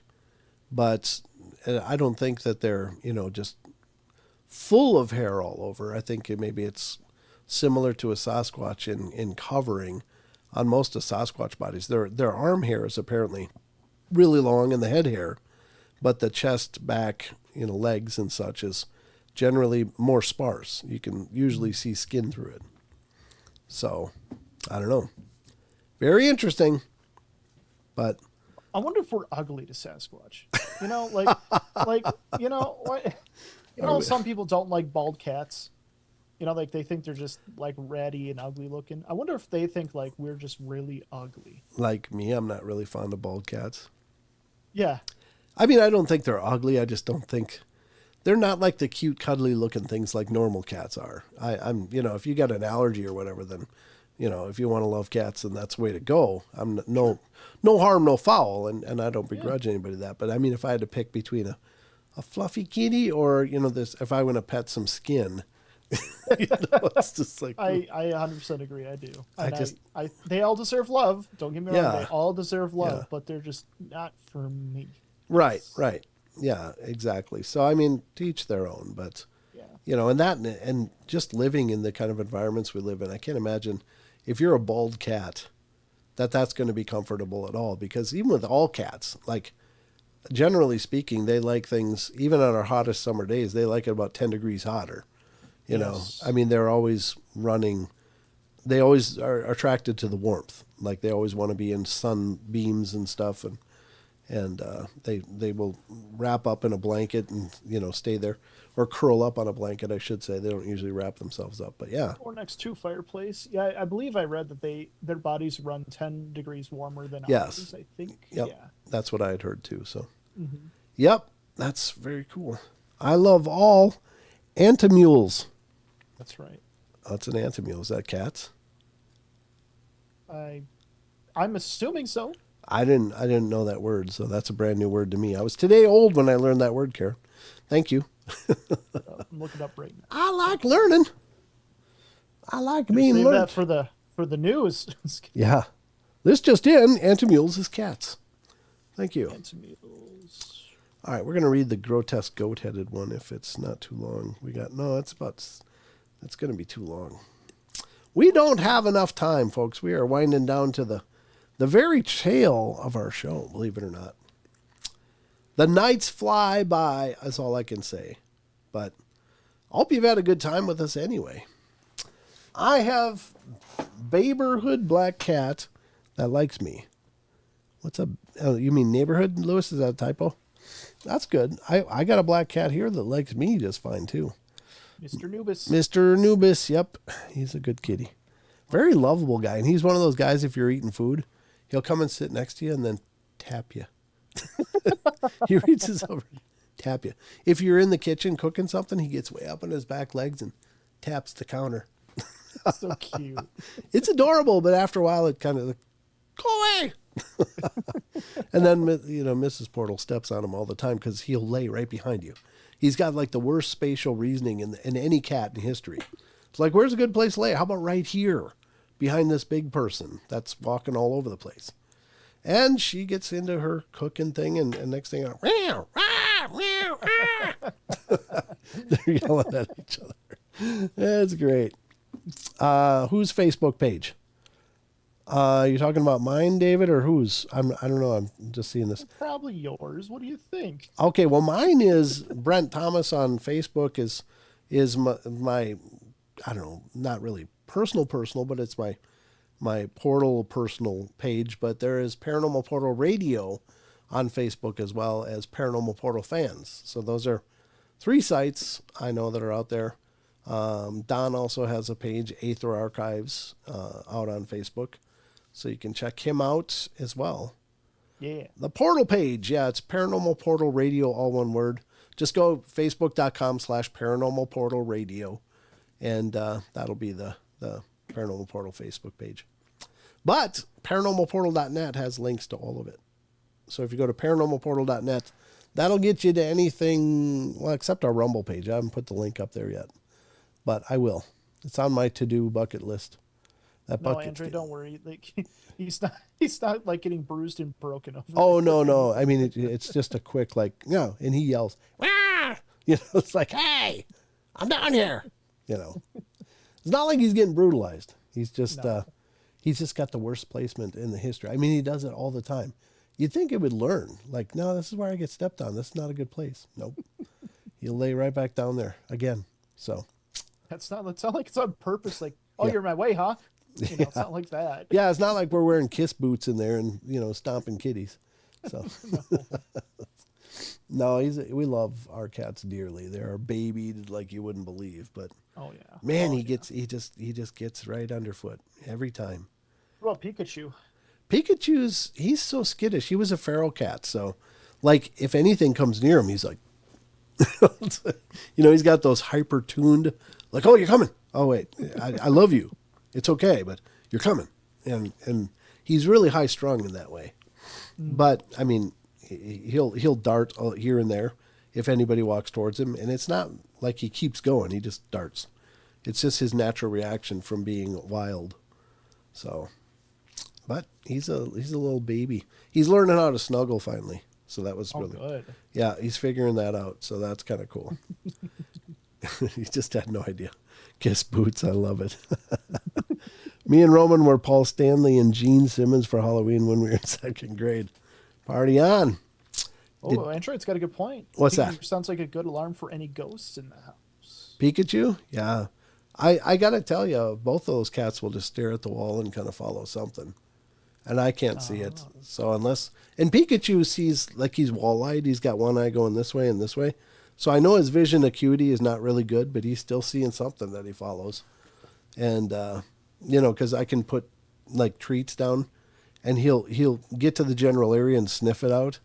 Like he's got 2 of them and he's not sure which one to pick. So then he just smells. I love him. He's so sweet. Oh, thank you, Maggie. Very good. Well, ladies and gentlemen, I hope you guys have enjoyed this journey through the portal and the musings of the portal cats. That's right. We love them. They're definitely our family members. Is Goku there with you? I mean, Goku. No, none of them are. Because no matter which one is in here, if I shut the door and do the shows, after about 20 minutes, they'll be like banging on the door. So I just make sure they're out of the room before I start. Okay. Yep, but that's going to wrap it up for us. We hope you guys had a good time. I'll be back tomorrow night with Jimmy. Jimmy's going to join me here on the portal, and we'll dive into another 2 hours. My voice did okay, I think, really. Other than a few coughing fits. It was a little worrying there for a little bit, and then it just cleared right up. Just, it's that ginger tea with honey, I think. That's the magic stuff right there. Yeah. That was some suggestions of a few of you guys when I was sick last time. So I do listen. I do pay attention. So The Portal cast is the best, other than maybe Don. Oh, well, there you go. There you go. Y'all have a good night. Catch you mañana. Good to see you, Eric. Thank you. You guys rock. We'll talk to you soon. Thank you, Jaron. Night, Annie, Karen. We saw Kiss at a military show at Pendleton. It was a bunch of groups. Oh, that's cool. Yeah, I've seen a Kiss concert. One of the. I guess it was the early '90s when they did their reunion tour. All the original members. I saw that. That was a great show. I always wanted to see them. I was a big childhood Kiss fan. So, I mean, had the belt buckles and the T-shirts and everything. And I never saw them in concert until then. It was really cool. It was like, oh, now I've seen one of their concerts. And all the original lineup. Like, I'm not a real big fan of the, hey, it's not Ace Frehley anymore. It's some other guy that looks like Ace Frehley. And it's not Peter Criss. It's another guy that looks like Peter Criss, but it's not him. And it's, Paul and Gene are great. But, yeah, the four of them together was magic. Really was. So, get well soon, Paranormal Portal. Yeah, I'm doing good, Maggie. Thank you so much. Thank you, Brent and Sheldon. Great show. Thank you, everybody, for being here. Hi, Diane. Good to see you. Great to see you. And thanks, guys. Good night, everyone. Who said that? Barbara said that. Okay. I'm glad I made it for the werewolf story. Good, Aussie. Good to have you here, brother. Yeah. We don't cover enough of those anymore. It's always Sasquatch or... Yeah, I do a lot of ghosts. Sasquatch. I think I feel more, I feel like I'd like to do more Dogman werewolf stuff. I know Lon has a ton of it there, but I don't want to just dig up his entire archives and read all of his stuff, because I don't know if that's really fair. But yeah, I mean, I love Dogman stories and I'd like to learn more about them. I think I have a pretty good knowledge base for Bigfoot, in a roundabout way. I don't pretend to be an expert, but I'd like to learn more about the Dogman, in an academic way, not personally. They can stay wherever the hell they are. That's fine. All right, guys, I think that's going to be it for tonight. So I hope you guys had a great night, and I hope you'll join me again tomorrow night. Jimmy will be here again, and we'll dive into it for another 2 hours. So until then, remember, Sheldon, anything in closing? Yeah, guys, don't forget, if you guys have any awesome stories, just like Audio was talking about earlier, don't forget, keep the paranormalportal.net in mind. If you guys want to schedule your own interviews for your own awesome experiences or stories, feel free to schedule your own interview right there. And don't forget the Discord channel, of course. Going to put another link in the chat for that. If you guys want to join an awesome community with awesome people inside of it, with some awesome categories along with it, feel free to keep the Discord in mind. I see Barbara joined the Rumble as well. Very good. Very good. Wonderful. And some new persons over there. Paranormal Boone is there. So That's me. I know, I'm joking. Oh, okay. I fell for that once, remember? All right, guys, this is going to wrap it up for us. So remember, we love you all. Be good, be kind, be nice. Take care of each other. Help each other out. Keep spreading the word about the portal. Find the magic in every day. And remember to laugh as much as you can. Love you guys. I'll see you tomorrow night, 7 p.m. Pacific Standard Time. And that's when the show will start, 2 full hours. So hope to find you there. And if you're not there, it'll hurt. Just a little. So just be sure to be there. We need each other. I need you. Don't be squares. Yeah. All right. Good night, everybody.